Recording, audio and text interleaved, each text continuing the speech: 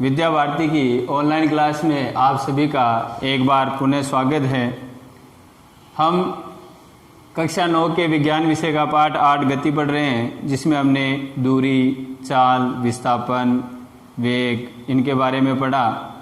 आज हम त्वरण के बारे में पढ़ते हैं कि त्वरण क्या है। तो त्वरण की परिभाषा है, वेग में परिवर्तन की दर को त्वरण कहते हैं।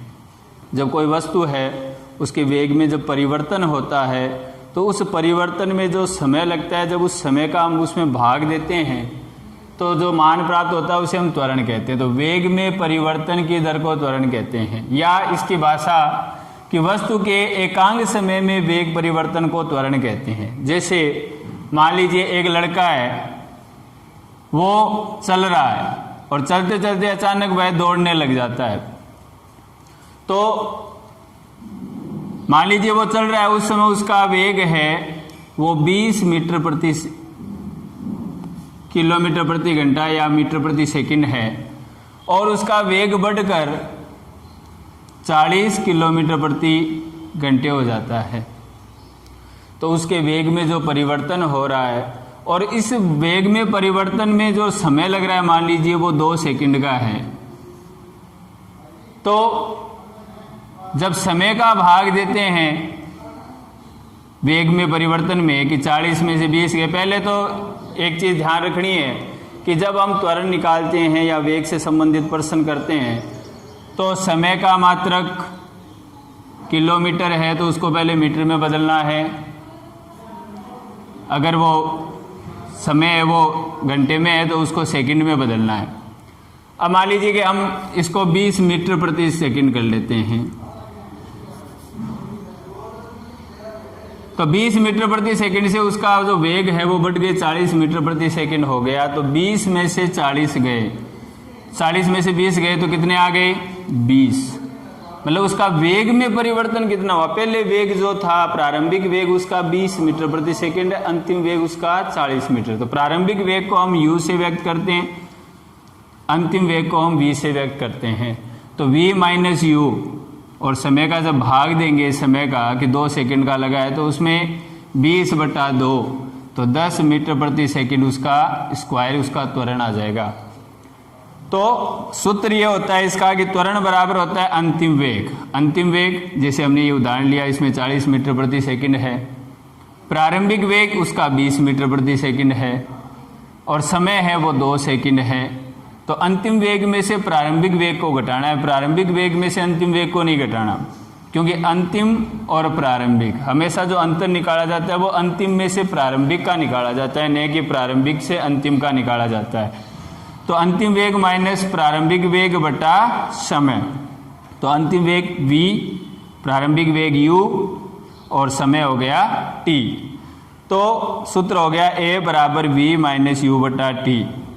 अब a, इसका प्रतीक a है त्वरण का, एक्सीलरेशन बोलते हैं इसको अंग्रेजी में, इसलिए एक्सीलरेशन का मतलब इसका a जो प्रारंभिक वर्ड है a, तो वो त्वरण के लिए उपयोग में लिया जाता है। तो v माइनस u बटा t, ये इसका सूत्र हो गया।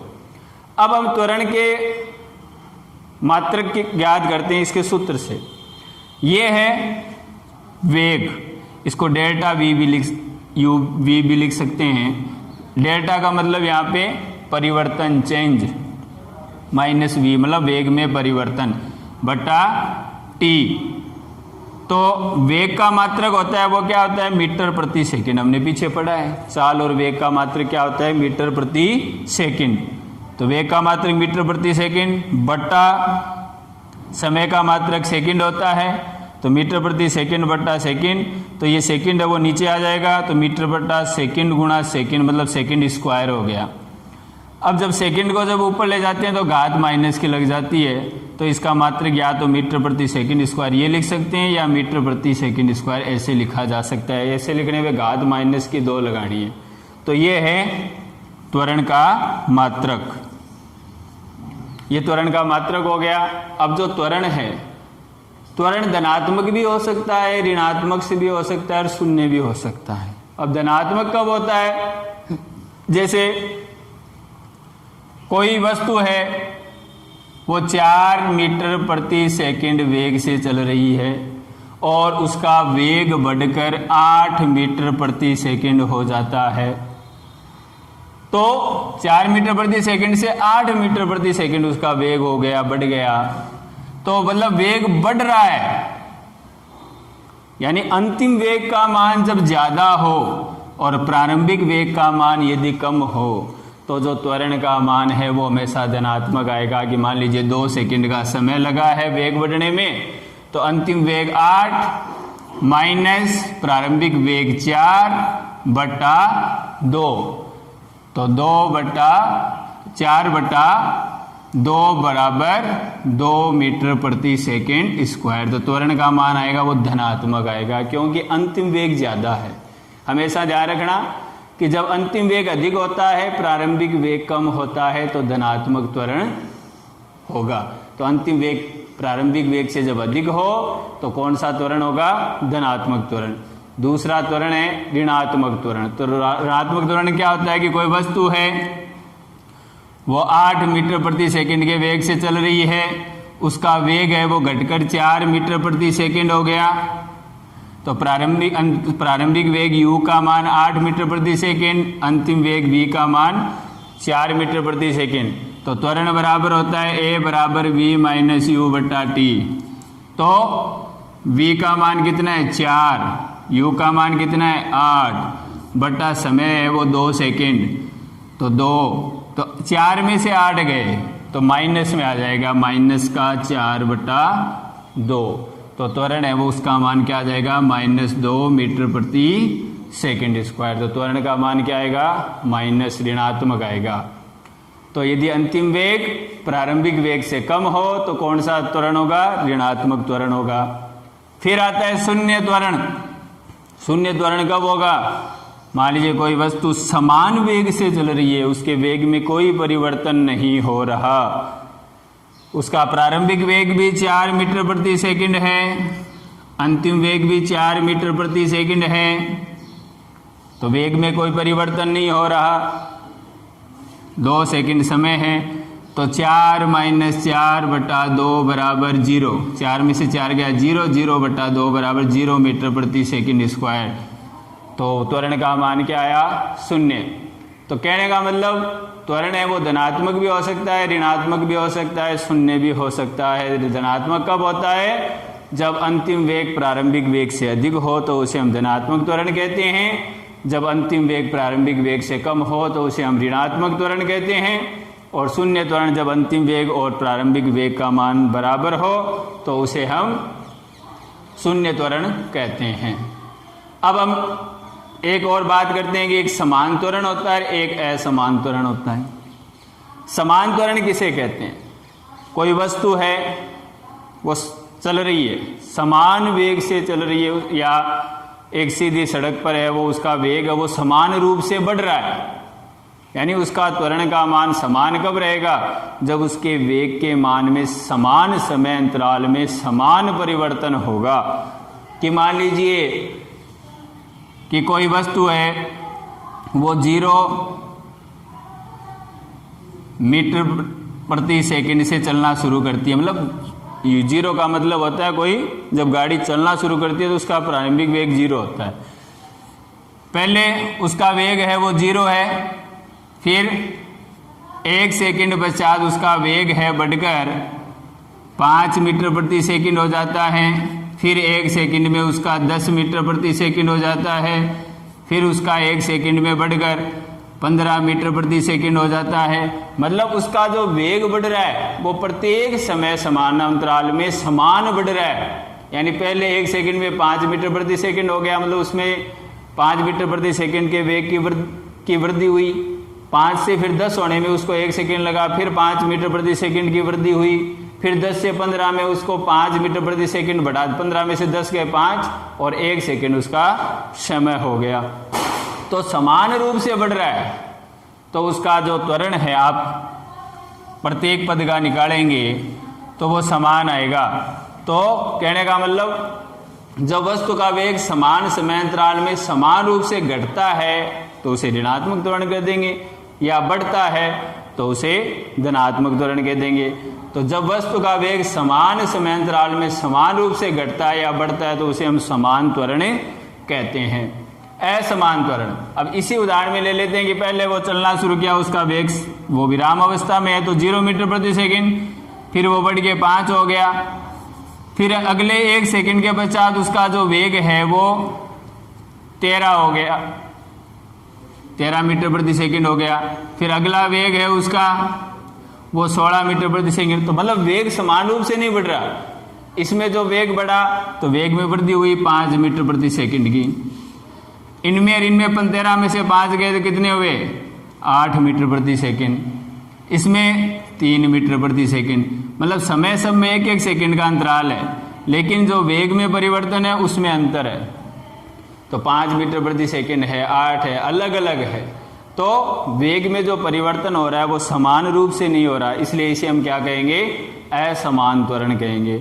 तो जब वस्तु का वेग समान समय अंतराल में असमान रूप से घटता या बढ़ता है तो उसे हम असमान त्वरण कहते हैं। अब आगे हम दूरी, समय, वेग, इनके मध्य ग्राफ के बारे में पढ़ते हैं। तो हम गति के ग्राफ या प्रदर्शन के बारे में समझते हैं कि ग्राफ के माध्यम से हम विभिन्न भौतिक राशियों के मध्य संबंध ज्ञात कर सकते हैं। तो उसमें हम सबसे पहले पढ़ते हैं दूरी समय ग्राफ। दूरी और समय के मध्य ग्राफ खींचा जाता है, तो दूरी समय के मध्य ग्राफ द्वारा हम चाल ज्ञात कर सकते हैं, क्योंकि दूरी और समय, चाल हमने पढ़ा था कि चाल बराबर होता है दूरी बटा समय। तो दूरी और समय जब ज्ञात है तो हम ग्राफ के माध्यम से उससे चाल भी ज्ञात कर सकते हैं। तो जैसे अब इसमें 2 तरीके हैं, एक तो जब कोई वस्तु समान चाल से गतिमान हो उसकी दूरी समय ग्राफ, और दूसरा है जब कोई वस्तु असमान चाल से गतिमान हो तो उस स्थिति में दूरी समय के मध्य ग्राफ। तो पहले हम समान चाल से गतिमान वस्तु का दूरी समय ग्राफ समझते हैं। जैसे हमने एक्स एक्स लिया, एक्स एक्स पर हमने समय ले लिया सेकंड में, और वाई एक्स पर हमने दूरी ले ली जो हमने लिए मीटर में, और यहाँ पे जो हमने मान लिए पैमाने पे 1 इकाई बराबर 10 सेकंड, इधर 10-10 सेकंड ले लिए अंतर, और जो दूरी की तरफ जो हमने पैमाना लिया है 1 इकाई बराबर हमने 20 मीटर लिया है। अब हम इसको एक उदाहरण से समझते हैं कि मान लीजिए कोई वस्तु है, उसके समय और तय की गई दूरी, जो समय अंतराल में तय की गई दूरी है उसके मान हमारे पास हैं कि वो पहले 10 सेकंड में 20 मीटर दूरी तय करती है, फिर 20 सेकंड होने पर उसके द्वारा तय की गई दूरी है वो 40 मीटर हो जाती है, 30 सेकंड पर उसके द्वारा तय की गई दूरी है वो 60 मीटर, 40 पर 80, 50 पर 100। कहने का मतलब 40 में से 20 गए 20, 60 में से 40 गए 20, 80 में से 60 गए 20, 100 में से 80 गए 20। तो मतलब प्रत्येक समान समय अंतराल, ये 10-10 सेकंड का अंतराल है, तो प्रत्येक समय अंतराल में समान दूरी तय करा, इसका मतलब उसकी चाल है वो कौन सी है, समान चाल। तो इस स्थिति में जब ग्राफ खींचेंगे तो वो कैसा आएगा, तो जो ग्राफ है वो खींचते हैं कि समय 10 सेकंड, दूरी कितनी है 20, तो 10 सेकंड पे जो दूरी है वो 20 है, ये 20 उसका मान ले लिया, फिर 20 पे 40 है, 20 पे है 40, ये हमने इसका निर्देशांक ले लिया, 30 पे है 60 तो इसका निर्देशांक ले लिया, ये 40 पे 80, 40 सेकंड पे उसके द्वारा तय की दूरी है वो 80 मीटर है, तो हमने इसका निर्देशांक ले लिया, ये 50 पे 100। तो जो जब निर्देशांक बिंदुओं को मिलाएंगे तो वो हमें एक मूल बिंदु से निकलती हुई सीधी रेखा, और ध्यान में रखना है कि जब कोई वस्तु समान चाल से गतिमान होती है तो उसका जो ग्राफ है वो मूल बिंदु से निकलती हुई सीधी रेखा आता है। तो ये तो समान चाल के लिए हो गया। अब हम इससे वेग याद कर सकते हैं कि आपको ये कह दे कि ये बिंदु A है और ये बिंदु B है, बिंदु A से B के दौरान उसके द्वारा तय किया गया उसका वेग कितना होगा, तो इसको मिलाएंगे और इस ए को मिलाएंगे तो ए बिंदु पर 20 से 80, तो ये जो समय का मान है ये तो है t1 और ये है t2, और दूरी की तरफ ये जो मान है 40 पर ये है s1 और ये जो है s2। तो ये s1 s2 के मान से हम चाल ज्ञात करेंगे, तो s2 सूत्र होता है s2 माइनस s1 और t2 माइनस t1। तो 80 माइनस 40 बट्टा t2 माइनस t1 40 माइनस 20, तो 80 में से 40 गए 40 और 40 में 20 गए 20, तो वेग है उसका क्या है 2 मीटर प्रति सेकंड। तो उसका जो वेग है वो चाल है वो कितनी आई 2 मीटर प्रति सेकंड। तो हम दूरी और समय के ग्राफ से चाल है वो इस प्रकार ज्ञात कर सकते हैं। किसी भी समय अंतराल में, समय अंतराल हमें दिया हुआ है तो हम उसको मिला के दूरी याद करके दूरी का अंतर में समय का जब अंतर का भाग देंगे तो हमें उससे चाल प्राप्त हो सकती है। तो ये तो बात की हमने समान चाल के लिए। अब असमान चाल के लिए जब बात करते हैं कि असमान चाल के गतिमान वस्तु के दूरी समय ग्राफ क्या होगा, तो ये तो आया सीधी रेखा, असमान के लिए कभी भी सीधी रेखा नहीं आता। तो जैसे ये उदाहरण है कि समय 10 सेकंड पे उसके द्वारा तय की गई दूरी 10 मीटर है, तो 10 सेकंड पे तय की गई दूरी 10, तो ये 20 पैमाना लिया हमने, वाई एक्स पर पैमाना जो लिया है वो 20 लिया है 20 मीटर, और एक्स एक्स पर जो पैमाना लिया है वो 10 सेकंड लिया है, तो 10 सेकंड पे 10 मीटर दूरी, तो ये मान निर्देशांक ले लिया हमने। फिर 20 पे 15, तो 20 सेकंड पे उसके द्वारा तय की गई जो दूरी है वो 15 है, तो 20 और 10 के बीच में थोड़ा सा, तो ये इसके पास में आ जाएगा, ये निर्देशांक हो गया 15 पे।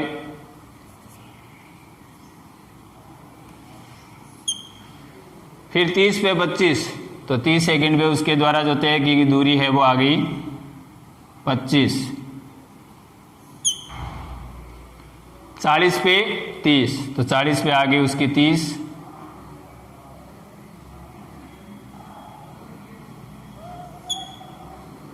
और 50 पे 40। तो ये जो ग्राफ है वो टेढ़ा मेढ़ा ग्राफ आ रहा है, न कि सीधी रेखा में आ रहा है। तो इस जो टेढ़ा मेढ़ा ग्राफ है वो क्या दर्शाता है, असमान चाल को प्रदर्शित करता है। कहने का मतलब जब समान समय अंतराल में कोई वस्तु असमान वेग से या चाल से गति करती है या असमान दूरी तय करती है समान समय अंतराल में, तो उसे हम असमान चाल कहते हैं। और असमान चाल का जो ग्राफ है वो हमेशा टेढ़ा मेढ़ा आएगा और ये मूल बिंदु से निकलता हुआ सीधी रेखा आता है। तो ये हमने गति के ग्राफ में चाल और दूरी के बारे में पढ़ा। अब आपको ये भी पूछा जा सकता है कि कोई वस्तु है वो एक स्थान पर रुकी हुई है, तो उसका ग्राफ कैसा आएगा। तो उसका ग्राफ कैसा आएगा कि वो जो समय अंतराल है जैसे 10, 20, 30, 40, 50, दूरी है 10, 20, 30, 40, ये मूल बिंदु है। मान लीजिए वो उसकी मूल बिंदु से दूरी 20 मीटर दूरी पर गाड़ी है और वह 20 मीटर पर वह खड़ी है। तो खड़ी है इसका मतलब उसमें कोई समय के साथ परिवर्तन नहीं हो रहा, तो समय तो बढ़ रहा है लेकिन दूरी है वो नहीं बढ़ रही, न कम हो रही है। तो जो उसका ग्राफ है वो कैसा आएगा, एक्स अक्ष के समांतर सीधी रेखा आएगा। ये ध्यान रखना, परीक्षा में पूछा जाता है कि मूल बिंदु से 20 मीटर दूरी पर कोई गाड़ी खड़ी है, उसके का ग्राफ या निरूपण कैसा होगा, तो वह एक्स एक्स के क्या होगा, समांतर आएगा, क्योंकि उसकी दूरी में समय के साथ में कोई परिवर्तन नहीं हो रहा। तो ये अब हम अन्य इसके आगे बढ़ते हैं। अब हम वेग समय ग्राफ के बारे में पढ़ते हैं। पहले हमने चाल और दूरी समय के मध्य पढ़ा, वेग समय ग्राफ के मध्य। वेग समय जो ग्राफ होता है, वेग समय का ग्राफ जो उस ग्राफ द्वारा जो घेरे गए क्षेत्रफल है उसके द्वारा समांतराल में जो भी क्षेत्रफल उसने घेरा है वो तय की गई दूरी को बताता है। अब हम समझते हैं कि वो किस प्रकार से दूरी को बताता है। सबसे पहले हम ग्राफ पढ़ते हैं। एक समान चाल से गतिमान कोई वस्तु है, वो समान चाल से चल रही है, समान वेग से चल रही है, उसके वेग में समय के साथ में कोई परिवर्तन नहीं हो रहा है। तो उसके समय के साथ उसका वेग, जैसे पहले वो 5 सेकंड या 1 सेकंड में उसकी चाल 20 किलोमीटर प्रति सेकंड है, फिर अगले 1 सेकंड में उसका 20 किलोमीटर प्रति सेकंड, मतलब उसका वेग है वो बढ़ नहीं रहा, समान रहता है। और समान कब रहता है? जब कोई सीधी सड़क होती है उस पे रहता है। तो एक समान चाल से या वेग से गतिमान वस्तु का वेग समय ग्राफ है, तो वो कैसा होगा? पहले 1 सेकंड में उसका वेग है 30 मीटर प्रति सेकंड, फिर दूसरे सेकंड में उसका वेग 30 मीटर प्रति सेकंड, तीसरे सेकंड में उसका वेग है वो 30 मीटर प्रति सेकंड, चौथे सेकंड में, तो मतलब लगातार प्रत्येक समय अंतराल में उसका वेग है वो समान रहता है। तो वेग जब समान रहता है तो उसे हम बोलते हैं समान चाल से गतिमान। और उसका जो ग्राफ है वो कैसा आ रहा है? ये कौन सा अक्ष है? एक्स अक्ष।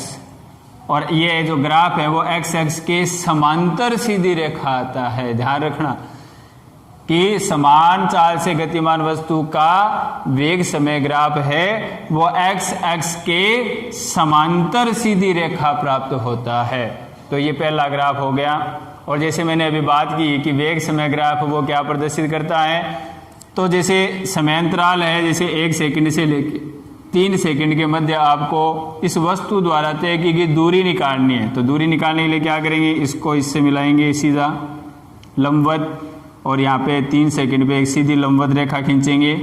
अब ये जो क्षेत्र आया है जिसको मैंने छायांकित किया है, ये जो छायांकित भाग का जो क्षेत्रफल आएगा वो ही उस वस्तु द्वारा तय की गई दूरी होगी। ये बात यहाँ पे लिखी गई है कि वेग समय ग्राफ का क्षेत्रफल दिए गए समयांतराल में कार द्वारा तय की गई दूरी को बताता है।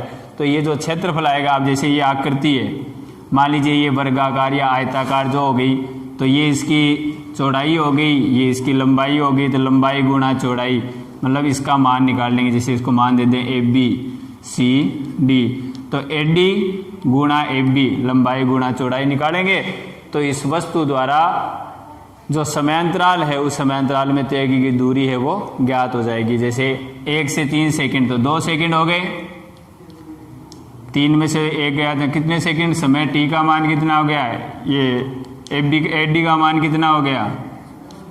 2 सेकंड।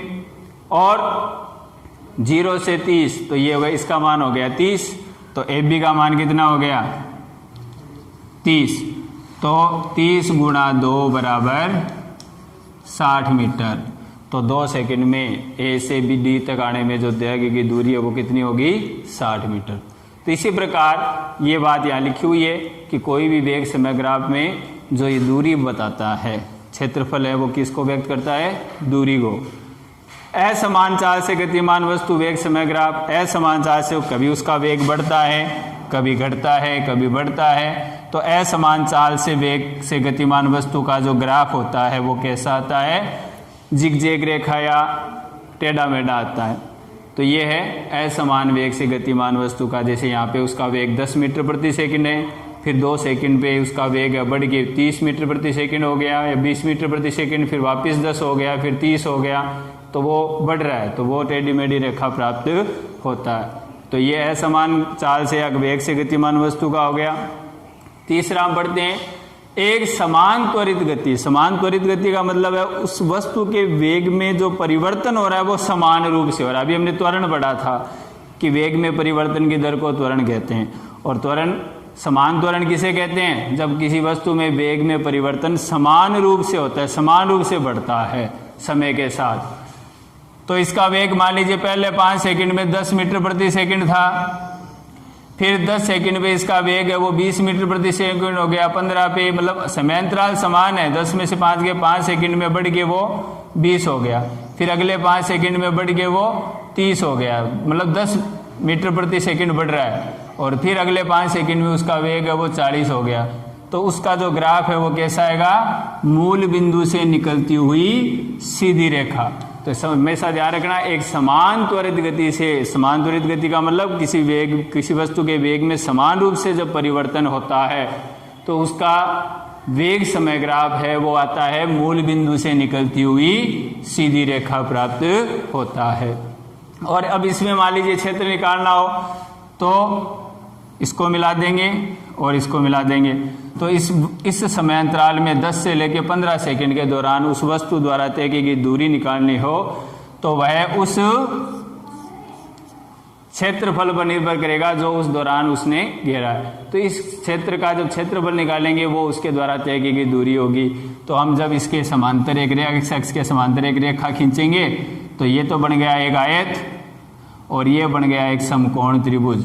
तो दोनों के जब क्षेत्रफल को जोड़ देंगे, समकोण त्रिभुज का क्षेत्रफल प्लस आयत का क्षेत्रफल, तो इस वस्तु द्वारा तय की गई दूरी आ जाएगी। इसको बताने का मतलब क्या है, क्योंकि आगे जब हम गति के जब 3 समीकरणों का व्युत्पन्न करेंगे तो हम इस ग्राफ का उपयोग करेंगे। गति की समीकरण का व्युत्पन्न करने के लिए हम इस ग्राफ का उपयोग करेंगे, जिसके माध्यम से हम गति की जो 3 समीकरणें हैं जो न्यूटन ने दी थी उनका हम अध्ययन इसी ग्राफ से करेंगे। इसलिए मैंने आपको ये बताया कि नीचे वाला आयत है, ऊपर वाला समकोण त्रिभुज है, जिसके माध्यम से हम गति की तीनों समीकरणों का अध्ययन करेंगे। तो ये तीसरा जो ग्राफ यह है समान त्वरित गति से गतिमान किसी कार का, तो उसका ग्राफ कैसा आता है, मूल बिंदु से निकलती हुई सीधी रेखा। अब चौथा लास्ट पढ़ते हैं कि एक असमान त्वरित गति से गतिमान वस्तु का वेग समय ग्राफ कैसा आता है। तो असमान का आपको पता है कि कभी उसका वेग बढ़ा, फिर घट गया, फिर बढ़ गया, फिर घट गया, तो वो जिगजैग रेखा या टेढ़ी मेढ़ी रेखा है, वो ग्राफ आता है। तो आज हमने गति के ग्राफ के प्रदर्शन या ग्राफों के या चर राशियों के मध्य जो संबंध ग्राफ के माध्यम से वो कुछ पढ़ समझे जो आपके कोर्स में। आगे हम पढ़ेंगे गति के 3 समीकरणों का व्युत्पन्न, न्यूटन की जो 3 गति की समीकरण उनका व्युत्पन्न पढ़ेंगे। उनका व्युत्पन्न भी हम ग्राफ के माध्यम से ही करेंगे। तब तक के लिए आप इसका अध्ययन कीजिए। धन्यवाद। जय हिंद, जय भारत।